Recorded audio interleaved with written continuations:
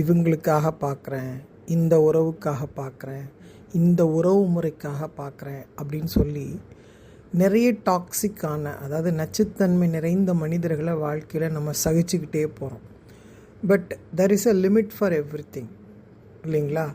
எதுக்காகவோ சகிச்சுக்கிறோம், எதுக்காகவோ பொறுத்துக்கிறோன்னு ஒருத்தர் பண்ணக்கூடிய எல்லா விதமான சேட்டைகளையும், அவங்க பண்ணக்கூடிய எல்லா விதமான அவமானங்களையும், அவங்க செய்யக்கூடிய எல்லா விதமான செயல்களையும் சகிச்சுக்கிட்டு அவங்க பின்னாடி சிரிச்சுக்கிட்டு போகணுங்கிற அவசியம் இந்த உலகத்தில் யாருக்குமே கிடையாது. அப்படி நாம் போயிட்டு இருந்தால் this is the right time to think about that. போதும், சும்மா ஏதோ ஒரு காரணத்தினால நம்முடைய சுயமரியாதையை இழந்து சகிச்சுக்கிட்டு போகணுங்கிற அவசியம் இல்லை. வாழ்க்கையில் உங்களுக்கான ஒரு பீஸ், உங்களுக்கான சுயமரியாதைன்னு ஒன்று இருக்குது.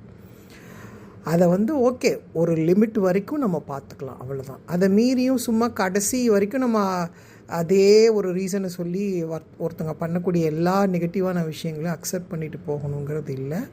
அப்படி பண்ணுறது அவங்க செய்யக்கூடிய தவறான செயல்களுக்கு நம்ம கொடுக்கக்கூடிய அங்கீகாரம் மாதிரி ஆகிடும்.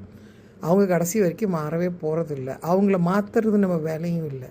ஆனால் அவங்களுடைய இந்த செயல்பாடுகள் நம்ம அனுசரிச்சுக்கிட்டு போனோன்னா அவங்க அப்படியே தான் இருப்பாங்க. நமக்கு அவமானங்களும் கஷ்டங்களும் வரும், நம்ம சகிச்சுக்கிட்டு போவோம். இது தேவையே இல்லை.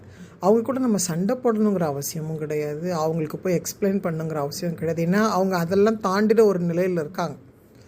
அப்போது நாம் எந்த அளவுக்கு அவங்களுடைய அந்த வேண்டாத விஷயங்கள்லேருந்து, அந்த வைப்ரேஷன்ஸ்லேருந்து, அந்த வட்டத்துலேருந்து விலகி இருக்கோங்கிறது ரொம்ப இம்பார்ட்டன்ட். நம்ம யாரையும் ஒதுக்கி வைக்க வேண்டாம், நம்ம ஒதுங்கிக்கலாம். நமக்கு அது செட் ஆகலை, நமக்கு அது திரும்ப திரும்ப ஏதோ ஒரு ரீசன்னால் நம்ம அனுசரித்து போக போக நமக்கு தான் அது பெயின் ஆகுதுன்னா நாம் நகர்ந்துக்கிறது தான் புத்திசாலித்தனம். இல்லை என்றால் நம்மளை போல் முட்டாள் யாருமே இல்லை.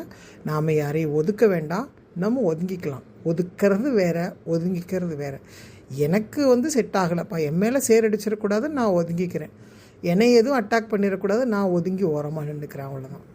இந்த விழிப்புணர்வு வரணும். வரலைன்னா கடைசி வரைக்கும் கஷ்டம்தான்.